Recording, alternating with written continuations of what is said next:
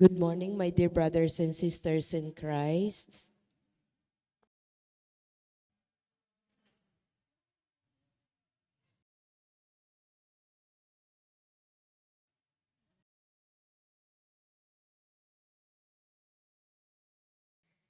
Thursday of the second week in ordinary time.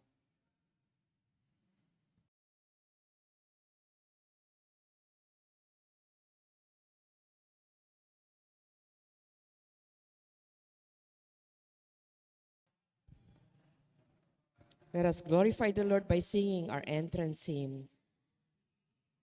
Panginoon, umawit ng kagalakan at tugtugin ng gitara at ang kaaya-ayang lira. Ipaninyo ang trumpeta. In the name of the Father, the Son, and the Holy Spirit. Amen. The Lord be with you. And with your spirit. Let us now call to mind our sins and ask the Lord for His pardon and for His strength.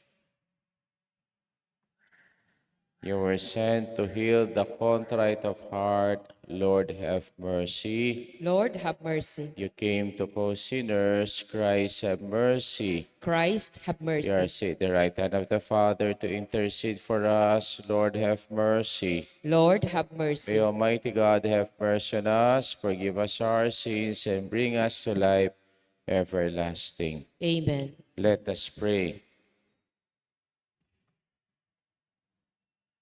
Almighty ever-living God, who govern all things, both in heaven and on earth, mercifully hear the pleading of your people and bestow your peace on our times.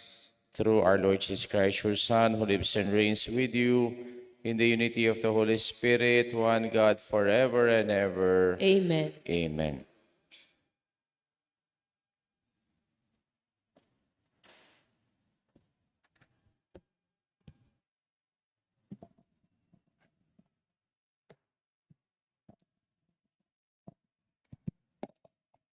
A reading from the first book of Samuel.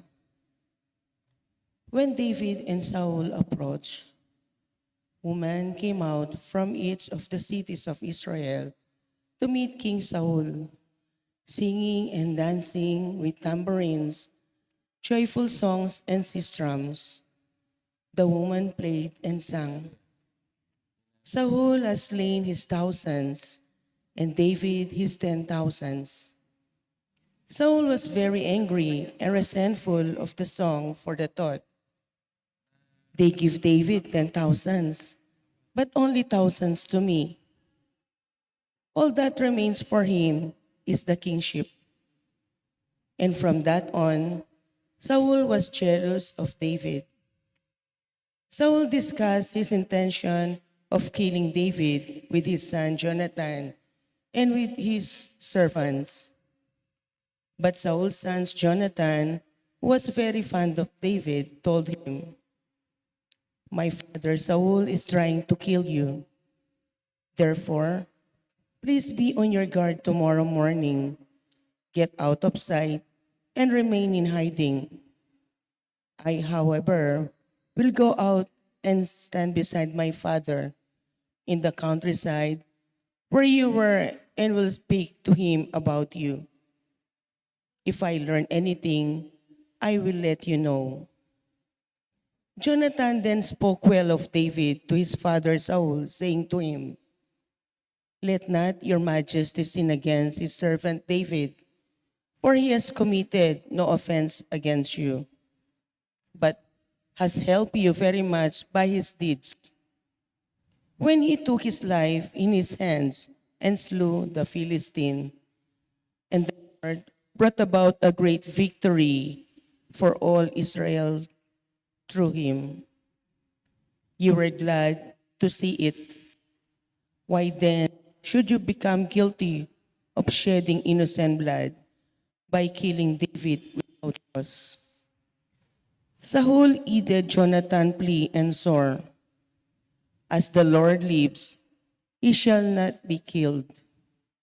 So Jonathan summoned David and repeated the whole conversation to him. Jonathan then brought David to Saul, and David served him as before. The word of the Lord. Thanks be to God. In God I trust, I shall not fear. In God I trust, I shall not fear. Have mercy on me, O God, for men trample upon me. All the day they press their attack against me. My adversaries trample against me all day. Yes, many fight against me. In God I trust, I shall not fear. My wanderings you have counted, my tears are stored in your flash. Are they not recorded in your book? Then my enemies turn back when I come upon you. In God I trust, I shall not fear.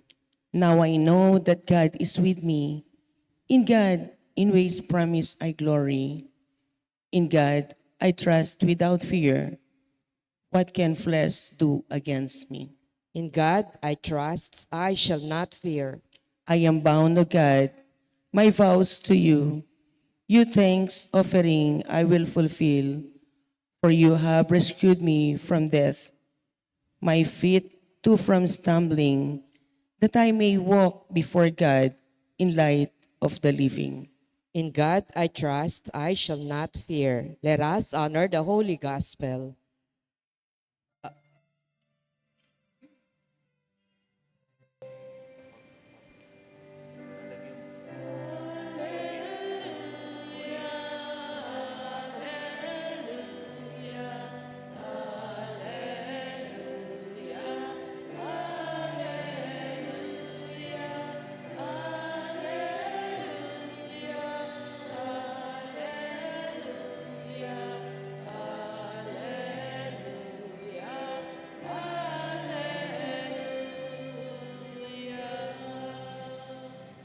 Our Savior Jesus Christ has destroyed death and brought life to light through the gospel.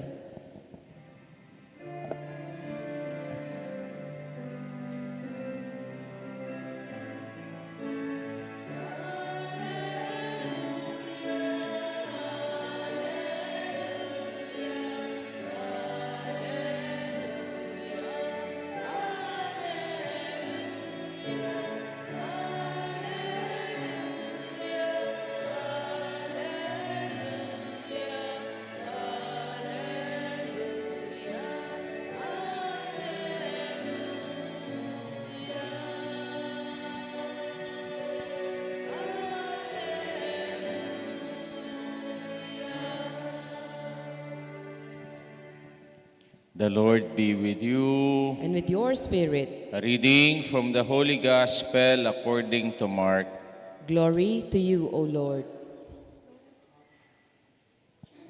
Jesus withdrew toward the sea with his disciples. A large number of people followed from Galilee and from Judea. Hearing what he was doing, a large number of people came to him, also from Jerusalem, from Idumea, from beyond the Jordan, and from the neighborhood of Tyre and Sidon. He told his disciples to have a boat ready for him because of the crowd, so they will not crush him. He had cured many, and as a result, those who had diseases were pressing upon him to touch him. And whenever unclean spirits saw him, they would fall down before him and shout, "You are the Son of God." He warned them sternly not to make him known. The Gospel of our salvation. Praise to you, Lord Jesus Christ. Good morning po kay kayungan. Good morning po, Among. Popular. Sino po yung taong kilala niyong popular?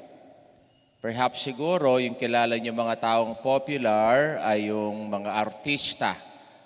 Kasi parati nating nakikita yan sa television.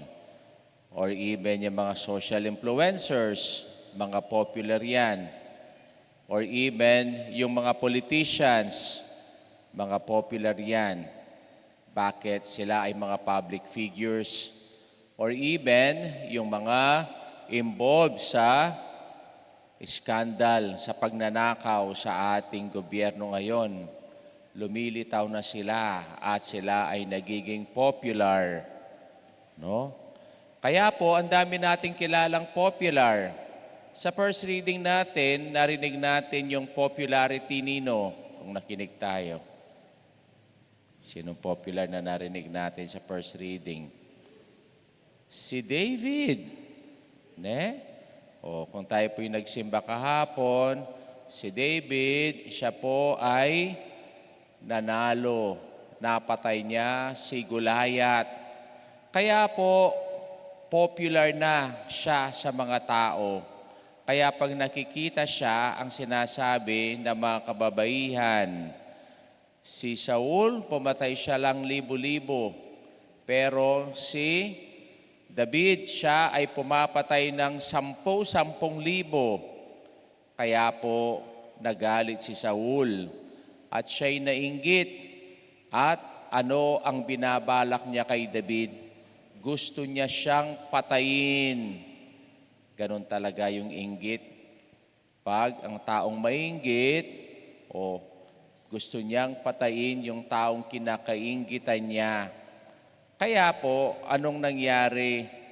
Yung kaibigan niyang anak ni Saul, si Jonathan, sinabi niya kay David, David, magtago ka kasi gusto kang patayin ng tatay ko. Kaya po, yun ang popularity niya. Pero nakonsensya si Saul at hindi niya pinapatay si David. At naglingkod pa rin si David sa hari na si Saul. Sa gospel natin, ganun din. Naging popular na ang ating Panginoong Jesucristo dahil sa lahat niyang ginagawang kababalaghan. Kaya po, a large number of people followed from Galilee, from Judea, hearing what he was doing. And a large people came to him from Jerusalem and beyond Jordan. Kaya po yung mga tao lumalapit na sa kanya at siya ay humingi na siya ng bangka para siya ay makaiwas sa maraming mga tao. Pero dahil sa kanyang popularity, even the unclean spirits, even the demons shouting, "You are the Son of God," and he warned them sternly not to make him known. Ayaw niyang papakilala siya ng mga evil spirits na ito dahil sa kanyang popularity. Pero maganda, ang ating Panginoon, siya pa rin ay nagsilbi. Siya pa rin ay naggamot ng maraming may sakit. Kaya kung titingnan natin, minsan, yung mga popularity ng mga tao ay pumupunta sa kanilang mga ulo. Potang popular na ka, at itinang dakala, dakal na ka-followers, neng kai, daharagul na kabuntok. Pero kung tingnan natin si David at tingnan natin ang ating Panginoon, hindi nila ginawa yun. Dahil sila pa rin ay pinagpatuloy nila ang kanilang pagsisilbi. Kaya alam nila kung ano yung ibig sabihin ng pagsisilbi. Even sa ating simbahan, ang sinasabi sa atin, servant leaders. Kaya kung sa simbahan ka, huwag malaki ang ulo mo, kundi ang iyong intensyon parati ay ang pagsisilbi. Hindi ang posisyon. Mauna ang pagiging servant natin bago yung ating posisyon.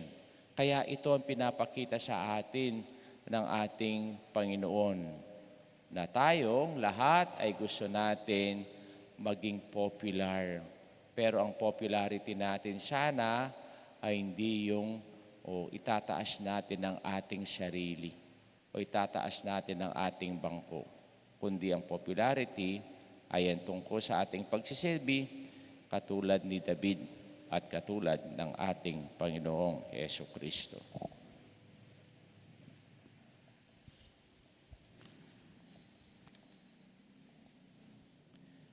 As the news about Jesus spread, people in and outside Israel went to him for healing and to be delivered from unclean spirits. Let us ask the Lord to deliver us from all afflictions. For each petition we pray, Lord, hear our prayer. Lord, hear our prayer. May peoples everywhere invoke the name of Jesus, the divine physicians, for assistance in their sickness and oppression. We pray, Lord, hear our prayer. may the Lord free us from enslavement by the evil one, from every threat, harm, or malice of Satan, and the unclean spirits. We pray, Lord, hear our prayer.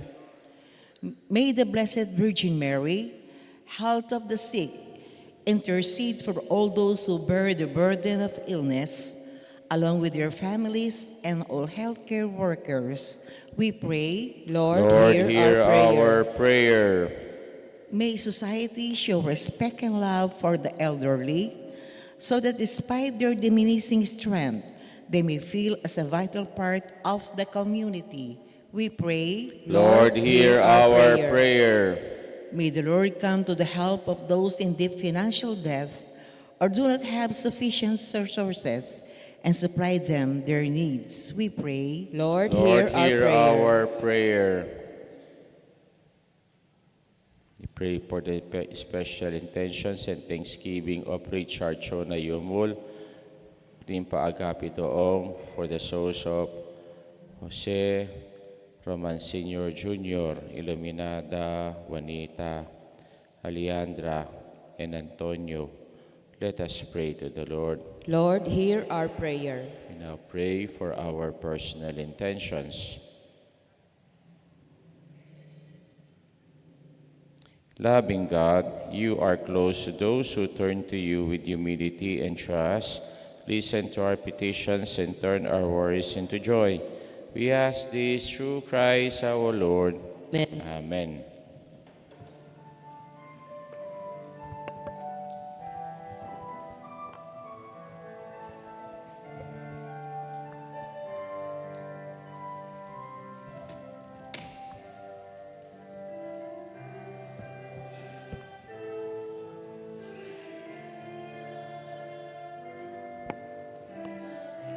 Blessed are you, Lord God of all creation. Thy goodness, we have this bread to offer.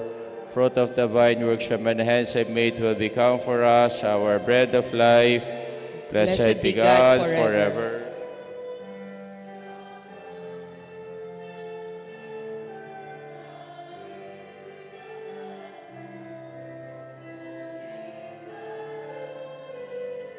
Blessed are you, Lord God of all creation. Goodness, we have this wine to offer. Fruit of the vine, workshop and hands have made.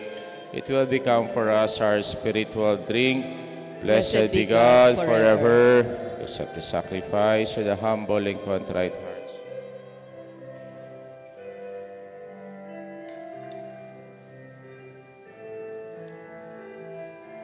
Pray, my brothers and sisters, that my sacrifice and yours may be acceptable to God, the Almighty Father. May the Lord accept the sacrifice at your hands for the praise and glory of his name, for our good and the good of all his holy church. Grant us, O Lord, we pray, that we may participate worthily in these mysteries, for whenever the memorial of the sacrifice and celebrated the work of our redemption is accomplished, through Christ our Lord. Amen. The Lord be with you. And with your spirit, Lift up your hearts. we lift them up to the Let Lord. us give thanks to the Lord our God. It is right and just. It is really right and just, our duty and our salvation, always and everywhere, to give you thanks, Father most holy, through your beloved Son, Jesus Christ, your word, through whom you made all things, whom you sent as a Savior and Redeemer, incarnate by the Holy Spirit and born of the Virgin, fulfilling your will and gaining for you, holy people, stretch out his hands as he endured his passion,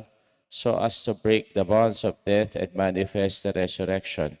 And so with the angels and the saints, we declare your glory as we acclaim. Holy, holy, holy, Lord God of hosts, heaven and earth are full of your glory.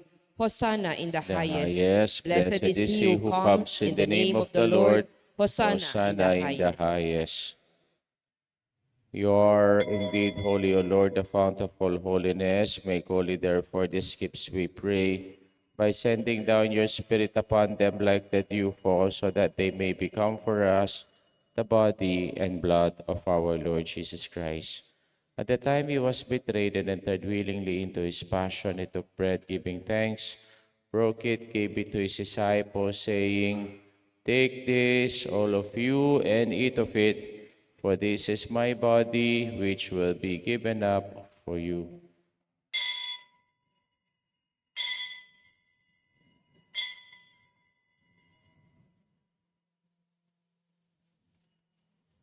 In a similar way, when supper was ended, he took the chalice, and once more giving thanks, he gave it to his disciples, saying, "Take this, all of you, and drink from it, for this is a chalice of my blood, the blood of the new and eternal covenant, which will be poured out for you and for many for the forgiveness of sins. Do this in memory of me."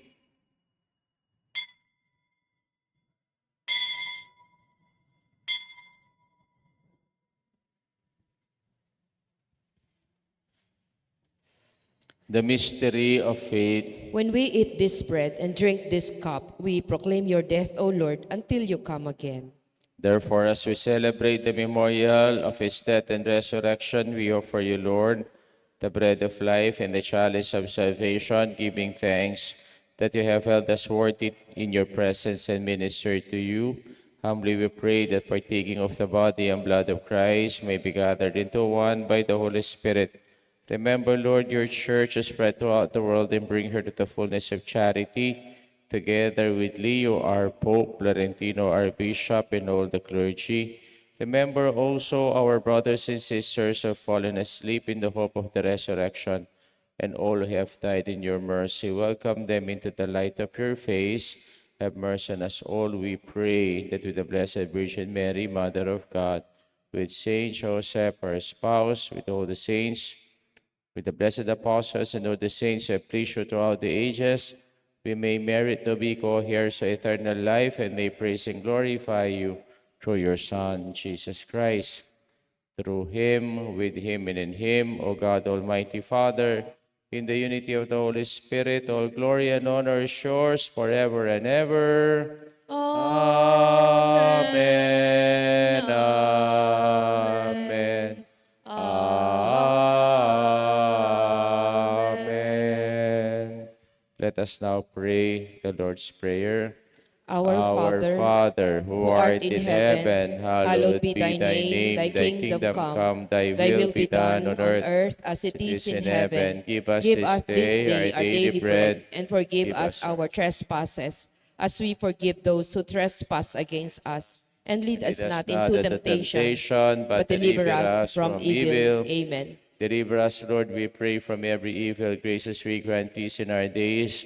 By the help of your mercy, we may always free from sin and safe from all distress as we await the blessed hope and the coming of our Savior, Jesus Christ. For the For the kingdom, the kingdom and the power, and power the and the glory glory are are yours, yours, now now and and forever. forever. Lord Jesus Christ, who said to your apostles, "Peace I give you, and my peace I give you," look not on our sins, but on the faith of your church, and graciously grant her peace and unity, in accordance to your will, who live and reign forever and ever. Amen. The peace of the Lord be with you always. And with your spirit, Let us now offer each other the sign of peace. Kapayapaan po kaya kayongan. Lamb of Lamb of God, God, you take away the sins of the world, have mercy on us. Lamb of God, you take away the sins of the world, have mercy on us. Lamb of God, you take away the sins of the world, grant us peace.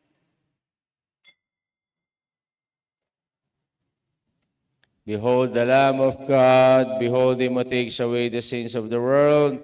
Blessed are those called to the supper of the Lamb. Lord, I am not worthy that you should enter under my roof, but only say the word, and my and my soul soul shall be shall be healed. healed. The body and blood of our Lord Jesus Christ, keep us safe for eternal life. Amen. Amen.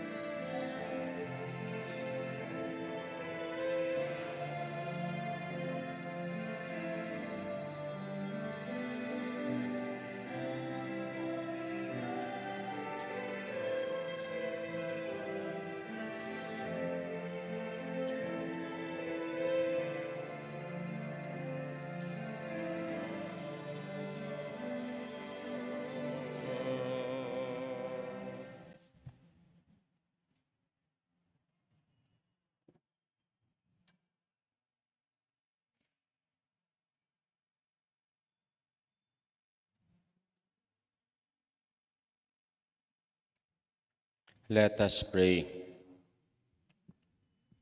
Pour on us, O Lord, the Spirit of your love. In your kindness, make those who have nourished by this one heavenly bread, in mind and in heart, through Christ our Lord. Amen. The Lord be with you. And with your spirit. The mighty God bless you all, the Father, the Son, and the Holy Spirit. Amen. I Mass been offered. Let us go in peace and to love and to serve the Lord. Thanks be to Thanks God. be to God. Good morning po kay kayo man.